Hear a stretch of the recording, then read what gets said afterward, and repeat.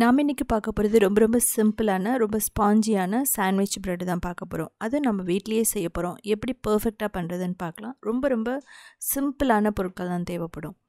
இது பார்த்தீங்கன்னா ஒரு 4 நாள் வரைக்குமே கெட்டு போகாது. ஸோ நம்ம கடையில் வாங்கவே வேண்டியதில்லை. கடையில் கிடைக்கிற அதே பிரெட் தான், ஆனால் வீட்டில் நம்ம செய்யலாம். நீங்கள் ப்ரெஷர் குக்கர், கடாய், ஓடிஜி அவன் எதில் வேணாலும் பண்ணலாம். பாருங்கள் எந்த அளவுக்கு சாஃப்டாக இருக்குன்ட்டு.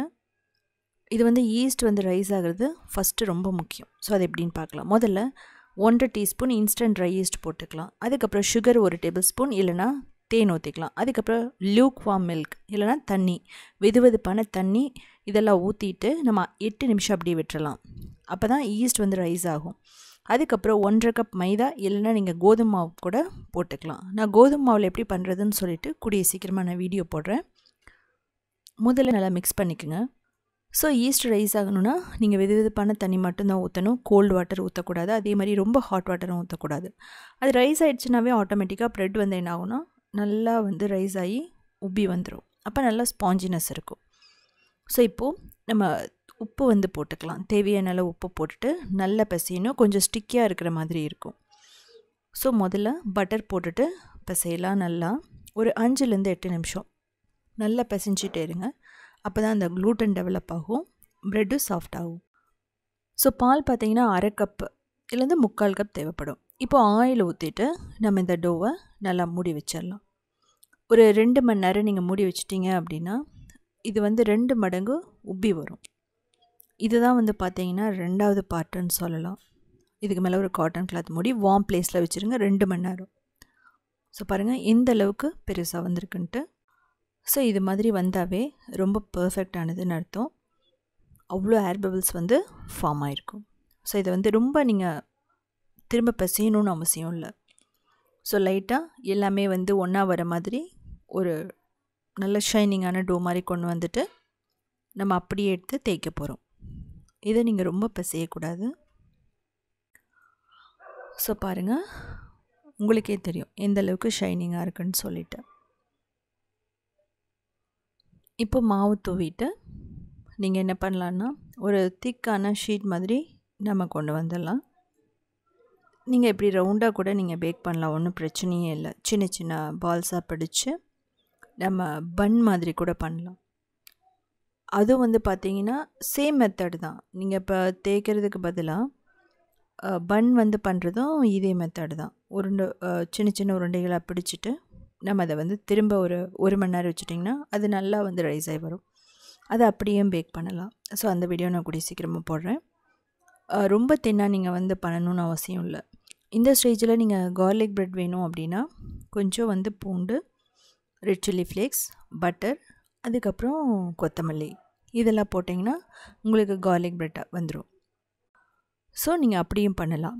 இன்கேஸ் உங்களுக்கு ஸ்வீட் டூட்டி ஃப்ரூட்டி வச்சு பண்ணணுன்னா டூட்டி ஃப்ரூட்டி நீங்கள் வந்து போட்டுக்கலாம்.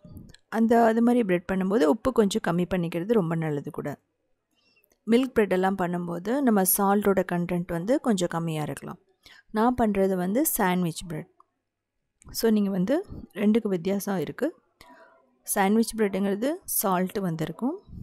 அதே மாதிரி பார்த்தீங்க அப்படின்னா மில்க் ப்ரெட்டுங்கிறது கொஞ்சம் ஸ்வீட்னஸோடு இருக்கும்.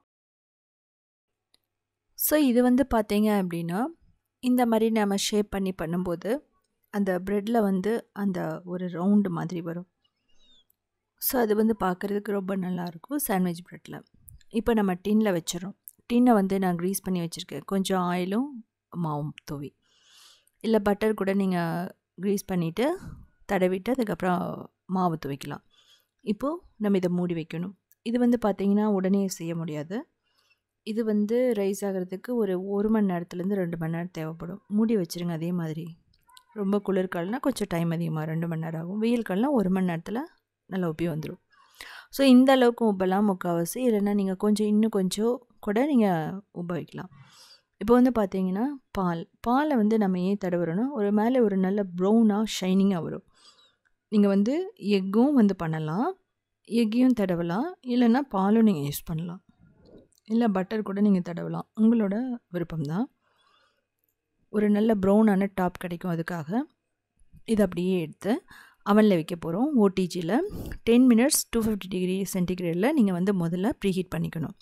பேக் பண்ணுறது 30 to 35 மினிட்ஸ் வந்து பார்த்திங்கன்னா 180 இல்லைனா 190 டிகிரியில் பேக் பண்ணணும். ஓடிஜிங்கும் போது ஃபஸ்ட்டு ப்ரீஹீட் பண்ணும்போது டோஸ்ட் மோட், அதுக்கப்புறம் பேக்கிங் மோட். ஸோ இடையில ஒரு 30 மினிட்ஸ்க்கு அப்புறம் நல்லா ப்ரௌன் ஆகிடுச்சு. இப்போ கொஞ்சம் பட்டர் வந்து நான் தடவ போகிறேன், பட்டரோ இல்லை நெய்யோ. அதுக்கப்புறம் ஒரு 5 நிமிஷம் பேக் ஆகலாம். மிடிலையும் பண்ணலாம். இந்த ஸ்டேஜில் மிடிலை விட மேலே ப்ரௌன் ஆகிற மாதிரி இருந்ததுன்னா நீங்கள் கீழே கூட வச்சுக்கலாம். கீழ் ரேக்கில் வச்சுட்டு ஒரு 5 நிமிஷம் இல்லைனா 10 நிமிஷம் நீங்கள் பேக் பண்ணிக்கலாம். ஸோ நான் பேக் பண்ணி எடுத்துட்டேன். இது பாருங்கள், மேலே பட்டர் கொஞ்சம் தடவை கொஞ்சம் ஷைனிங்காக இருக்கணும் அப்படிங்கிறக்காக. நமக்கு நல்ல ப்ரௌன் வந்து நல்ல ப்ரெட் வந்து வெந்துடுச்சு. இப்போ இதை மூடி ஒரு 10 நிமிஷம் வச்சிடலாம் ஒரு காட்டன் கிளாத்தில். அப்போ தான் வந்து பார்த்திங்கன்னா அந்த சாஃப்ட்னஸ் இருக்கும்.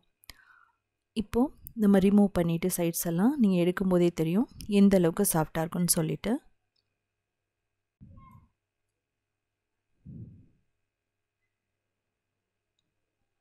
பாருங்கள்,